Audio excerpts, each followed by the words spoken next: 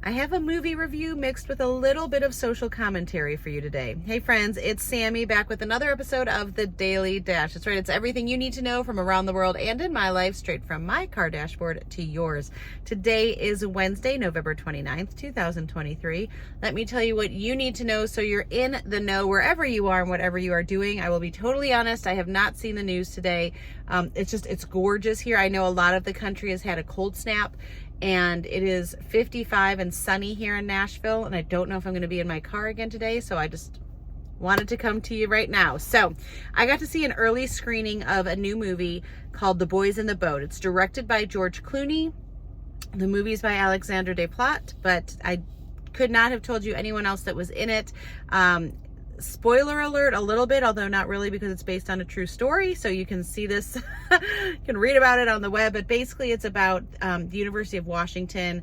They are seeking a crew team. They put this kind of open call out for their JV boat.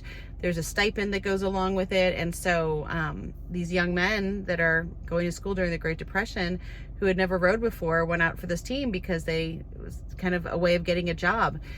The spoiler is that they go on to not only beat their varsity boat, but end up going to win these, things that have never been won before, even winning the gold medal in the Olympics in 1936.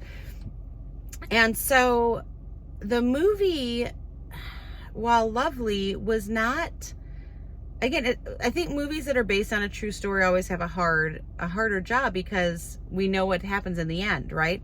And so the characters need to be developed more. There needs to be a different side of the plot that we hear. And I just didn't feel that in this movie. I don't feel like we got enough of the backstory. I don't feel like there were things explained that could have been explained or developed more, especially from some of the characters. And the tension wasn't there for me. And it's crazy how other movies where it's like, Titanic, the boat's gonna sink, you still are on the edge of your seat. This was not that. And so I was surprised. I mean, would I say watch it at home sometime? Sure. I don't think I would pay to go see it in the movie theater. There's nothing like, there's these grand sweeping sounds and views that you need to experience on the big screen. This isn't that movie.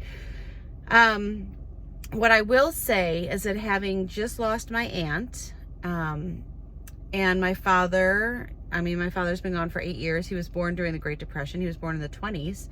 And being a Jewish American and everything that's happening in Israel, I was more moved by the fact that, well, two things. One, to see Hitler portrayed in the film, to know how long his reign, be reminded how long his reign was, and to know that there are people in our country today that still align with that is gross to me. I don't know any other word. It just is shocking and appalling and all the words. So that was moving to me, just to see that regime, honestly. And that was at the very end of the movie, again, during the Olympic scenes.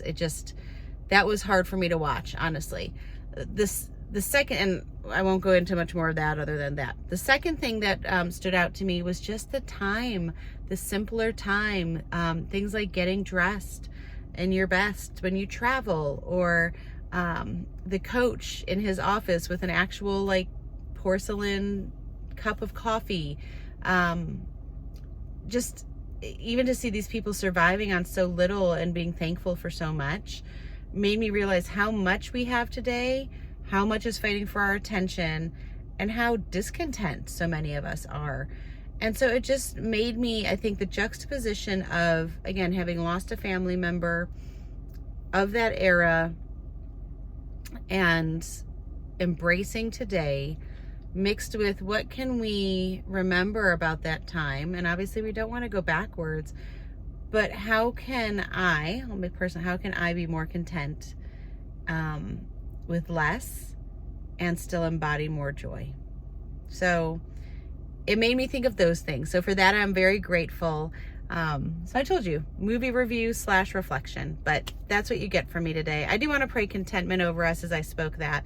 Lord, I just pray that we would find contentment from you, first of all, and that contentment would be from within us, within your Holy Spirit that lives and works inside of us in our hearts on a daily basis. Help us to bring heaven here on earth, and not just to live for what the future with you holds in eternity, but to really embrace what we are called to do here on this earth today. Okay, friends, I pray you have a great day. Make sure you make it great, and do not wait to tell someone you love how you feel about them. Bye, friends.